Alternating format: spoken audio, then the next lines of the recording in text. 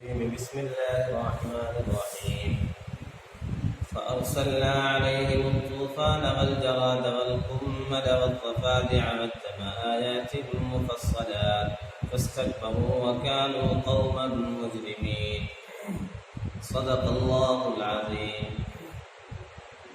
اس آیت کریمہ کی تلاوت کی گئی ہے سورہ اعراف 7ویں سورت آیت نمبر 133 ہے۔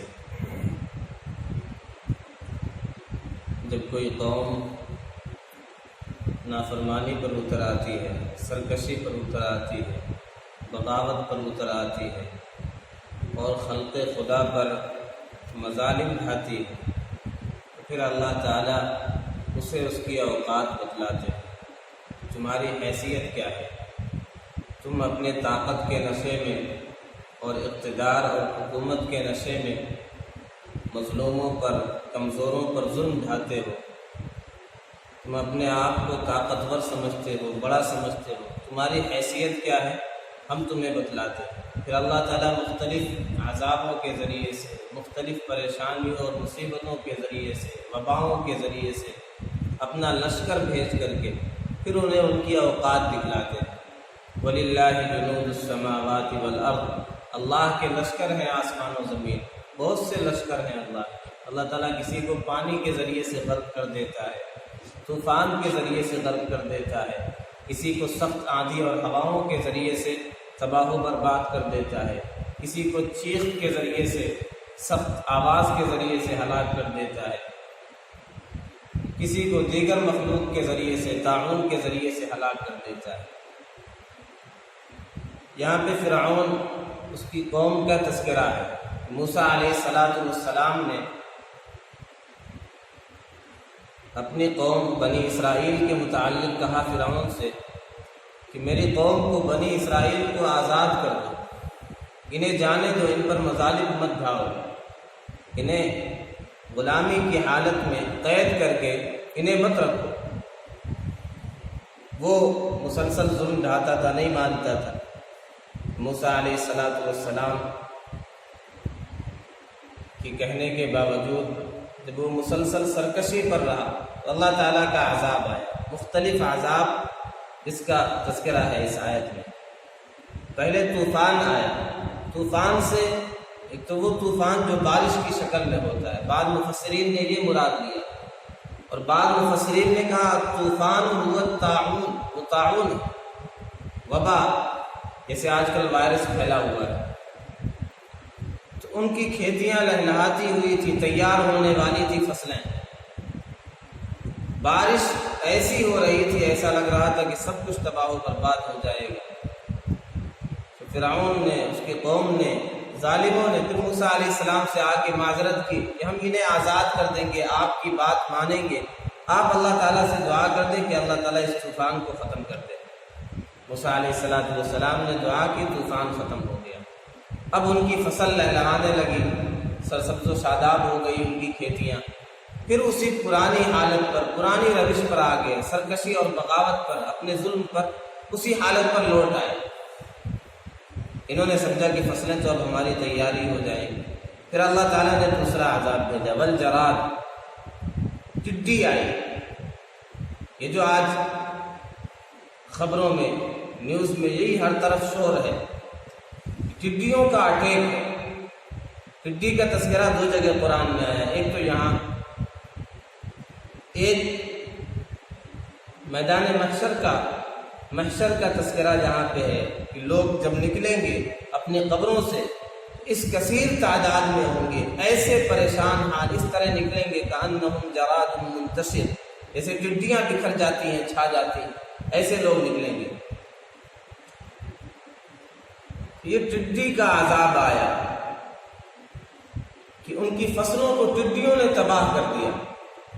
جب دیکھا اس کثرت کے ساتھ یہ طوفان آ رہا ہے، یہ وبا اور یہ پریشانی آفت آئی، تو پھر موسیٰ علیہ السلام سے انہوں نے درخواست کی، معذرت کی کہ ہمیں معاف کر دیں، ہم انہیں آزاد کر دیں گے، بنی اسرائیل کو، آپ کے قوم کے لوگوں کو، آپ اللہ تعالیٰ سے دعا کر دیں، اس عذاب کو ہم سے ٹال دیں۔ پھر موسیٰ علیہ السلام نے دعا کر دی کہ ٹڈیوں کا عذاب ختم ہوا۔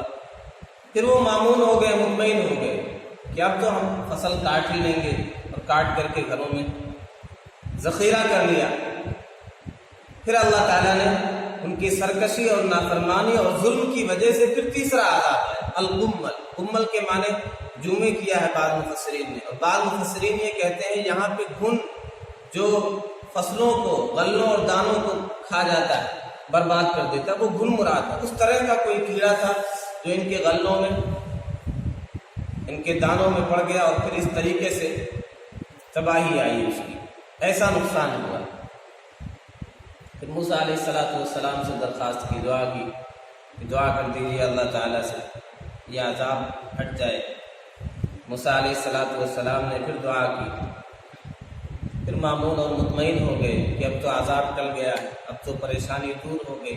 پھر اسی حالت پر آ گئے، نافرمانی اور معصیت اور سرکشی اور ظلم پر۔ پھر اللہ تعالیٰ نے ایک اور عذاب بھیجا، والضفادع، میڈکوں کی کثرت تھی ہر طرف، ان کے گھروں میں، ان کے دسترخوانوں پر، ان کے کھانوں میں، حتیٰ کہ کھانے لگتے تو منہ کھولتے منہ میں میڈک چلے جاتے تھے۔ اس کثرت کے ساتھ میڈک پھیل گئی، یہ اللہ کا عذاب آیا۔ پھر ایک عذاب خون کا آیا،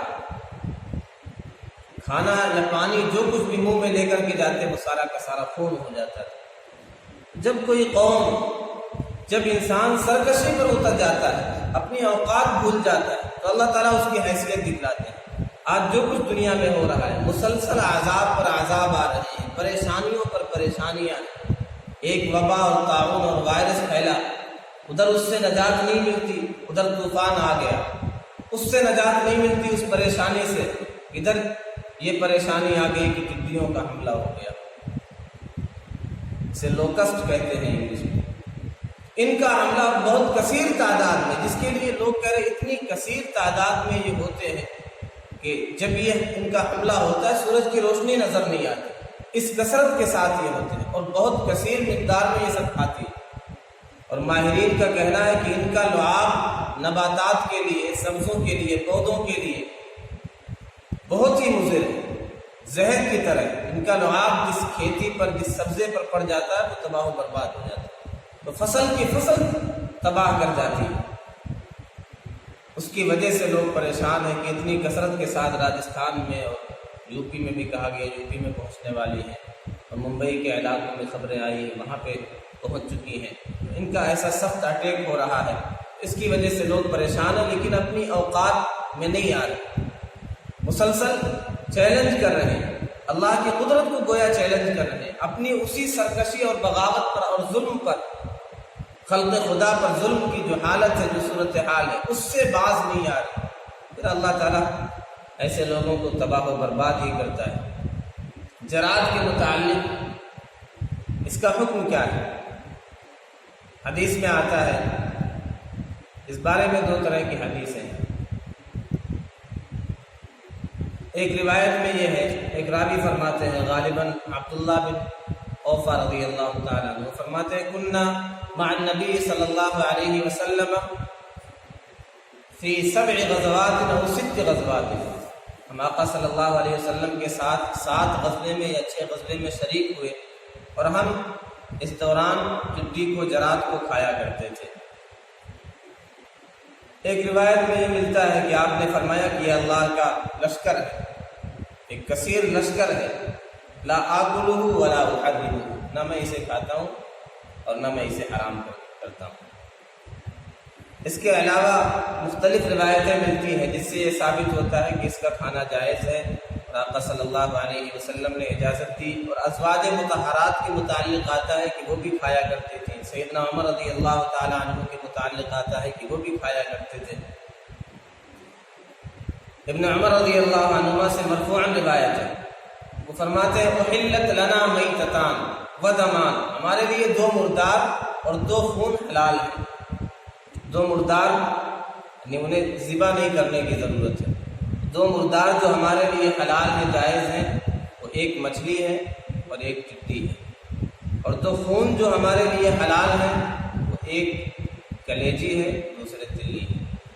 تو 2 مردار اور 2 خون ہمارے لیے حلال ہیں، الجراد والحیتان، مچھلی اور ٹڈی، والکبد والطحال، اور کلیجی اور تلی۔ اور اطباء اس کے فوائد بھی بتلاتے ہیں، اس کا طریقہ بھی بتلاتے ہیں، عربوں میں یہ زیادہ پائے جاتے ہیں۔